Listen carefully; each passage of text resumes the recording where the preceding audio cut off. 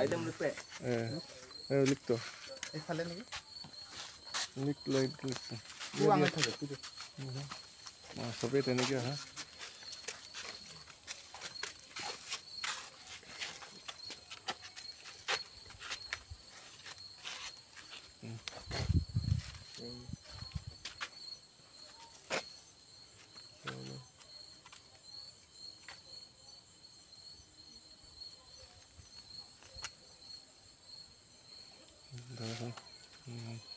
বংগাবল দুটা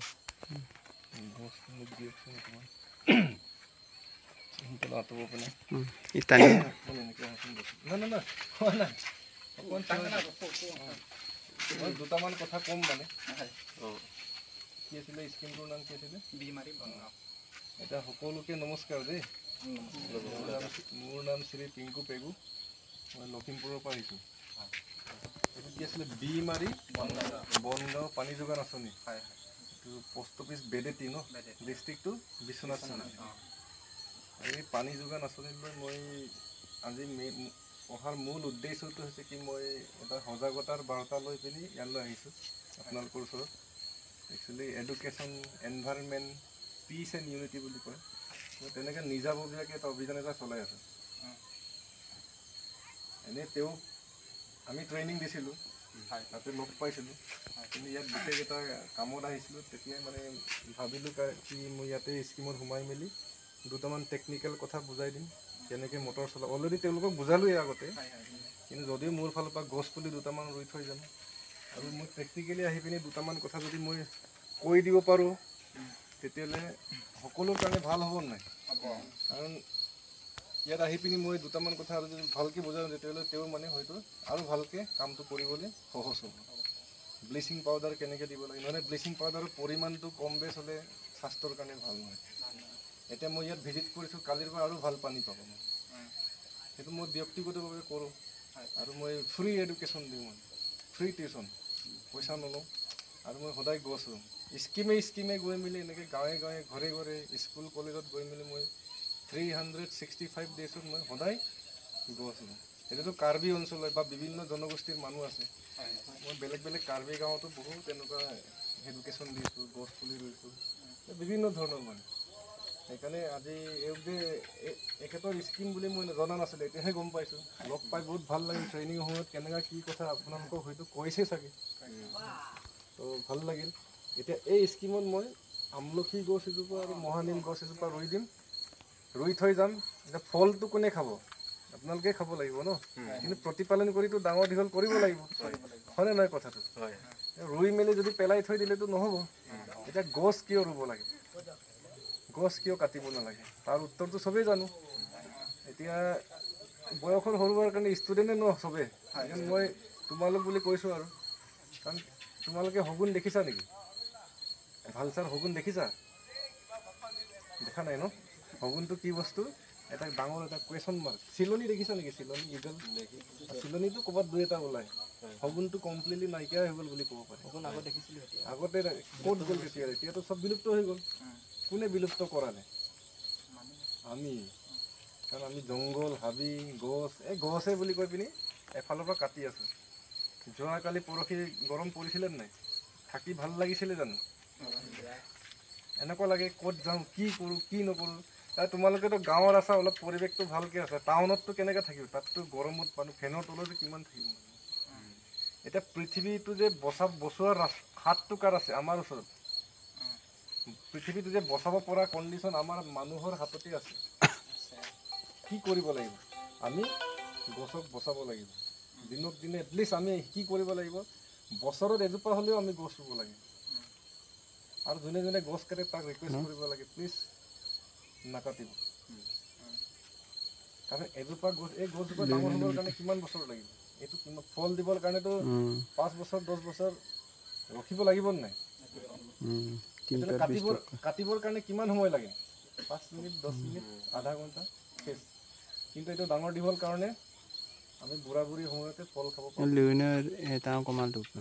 বস্তুটো বুজি পাইছা সেইকাৰণে কি কৰিব লাগে গছ কাটিব লাগে নে নালাগে আমি সকলোৱে জানো সেইকাৰণে আজিৰ পৰা গছ কটাটো আমি এৰাই চলিব লাগিব আৰু এই স্কিমটো সকলোৰে ইয়াক প্ৰতিপালন কৰি চাফ চিকুণ কৰি ৰখাটো সকলোৰে দায়িত্ব। কিয় জানে? ইয়াৰ পানী আমাৰ পেটলৈ যায়। আৰু জলমিত্ৰ হিচাপে এখেতক কি কৰিব লাগিব? সহায় কৰিব লাগিব। তেওঁ যদি কিবা সামাজিক কাম কিবা কিবি কামত যদি মাতে চবেই আহিব, আজি যেনেকৈ আহিছে অকণমান হ'লেও থিয় হৈ দিব লাগিব। কাৰণ ইয়াক মৰম কৰিলেহে আমি ভাল পানী খাব পাম। তেওঁ যদি বেয়া পায়, কেতিয়াবা মন গ'লে ৰাইজে মোক ভালেই নাপায় বুলি কৈ পিনি লেতেৰা পানী আজি দি দিম বুলি খঙতে কৰিব পাৰে, কিন্তু সেইটো কৰিব নালাগে, কথাটো কৈছোঁ। কিন্তু সেই সহায় কৰিব লাগে। আৰু এই পানীটো খাবৰ কাৰণে দিছে, বাইক ধুবৰ কাৰণে দিয়া নাই। ৰাজস্থানত কি হয়? ৰাজস্থানত 1 বাল্টিং পানী খাবৰ কাৰণে 10 কিলোমিটাৰ দূৰত যাব লাগিব, 5 কিলোমিটাৰ দূৰত যাব লাগিব। আমি যদি ৰাজস্থানত জন্ম হোৱা কি পানীৰ মূল্যটো বুজি পালোঁ নাই। কিন্তু অসমত পানী আছে বুলি পেলাই আছে, কিন্তু এইটো মৰুভূমি হৈ আছে। কাৰণ ৰাজস্থানতো এই সময়ত বহুত পানী আছিলে, মানুহে অপব্যৱহাৰ কৰিছিলে নেকি, সেইকাৰণে আমি অলপ সজাগ হ'ব লাগে। বিশেষকৈ তোমালোকে মানে সেইকাৰণে স্কুলত পঢ়া, কলেজত পঢ়া, আমি কি কৰিব লাগিব? গছ ৰুব লাগিব, মিনিমাম এজোপা। সেইকাৰণে মইতো সদায় ঘৰে ঘৰে স্কুলে এনেকুৱা স্কিমে ৰৈ আছোঁ। মোকতো কোনো পঠিয়া নাই, মই নিজে আহিছোঁ মানে।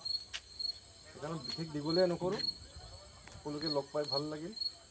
তো ধুনীয়াকৈ ৰৈ দিয়া। আৰু তুমিও মানে জলমিত্ৰ হিচাপে পানীৰ নিচিনা হ'ব লাগিব। আগতে কৈছিলোঁ নহয়, আমি পানীৰ দৰে হ'ব লাগিব। 200জন মানুহে বিভিন্ন ধৰণে কথা ক'লে বুলি খং উঠিব নালাগে। কাৰণ পানী কি হয়? পানীয়ে উতলালে উতলিব, ফ্ৰিজত থ'লে বৰফ হ'ব, ঠাণ্ডা হ'ব, গৰম হ'ব। চব পৰিৱেশত মানে কি হ'ব লাগিব? মিলিব জানিব। ঠিক আছে, ধুনীয়াকৈ ধৰি এতিয়া মই টেকনিকেল প্ৰব্লেম, গোটেই মেচিনাৰী কেনেকৈ চলাব, কি হৈ আছে, গোটেই ৱেৰিং চিষ্টেমবিলাক ঠিকে আছে নাই আকৌ এবাৰ চাই দিম। ধুনীয়াকৈ ৰৈ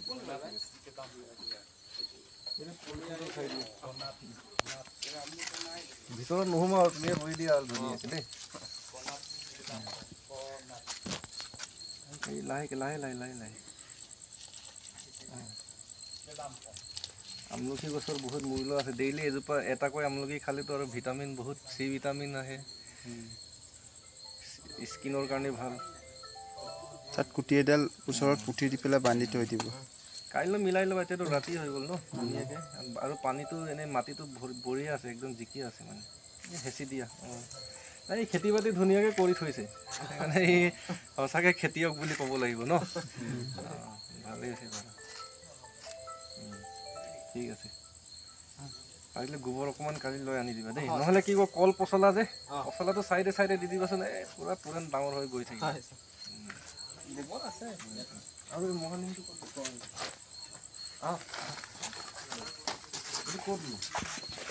ক'ত দিয়ে বোলে, মানে তোমাৰ পেটৰ বিষ হৈ আছে, স্কিন প্ৰব্লেম হৈ আছে, অক্সিজেন কমি আছে, চবৰ উত্তৰ দিব মানে। এইটো এনেকুৱা এটা গছ হয় বোলে, যি প্ৰশ্ন সোধে তাৰে উত্তৰ ইয়াৰ ওচৰত থাকিব।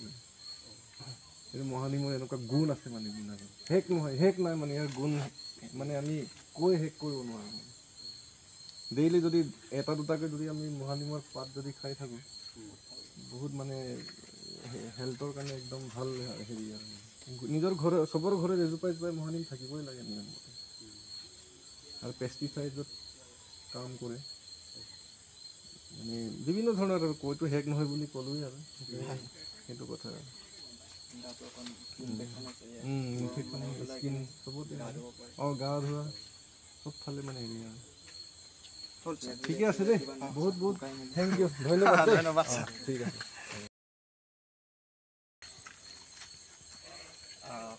আজি যিহেতুকে আনন্দৰ দিন বুলিয়েই ক'ব লাগিব, কাৰণ আমাৰ ছাৰ টেগু ছাৰ, তেখেত বহু দূৰৰ পৰা আমাৰ ইয়াত অতি গাঁও তেখেতে আহিছে, পিছপৰা গাঁও। আৰু ইয়াত আমি বিশেষকৈ গাঁৱলীয়া বুলি ক'লে একো নাজানোৱেই। তেখেতে আমাক যে গছৰ বিষয়ে তেখেতে বহুত ভালদৰে আমাক জনাইছে, যে আমি গছৰ পৰা বিভিন্ন ধৰণৰ অক্সিজেন, বিভিন্ন ধৰণৰ আমি পাওঁ বুলি।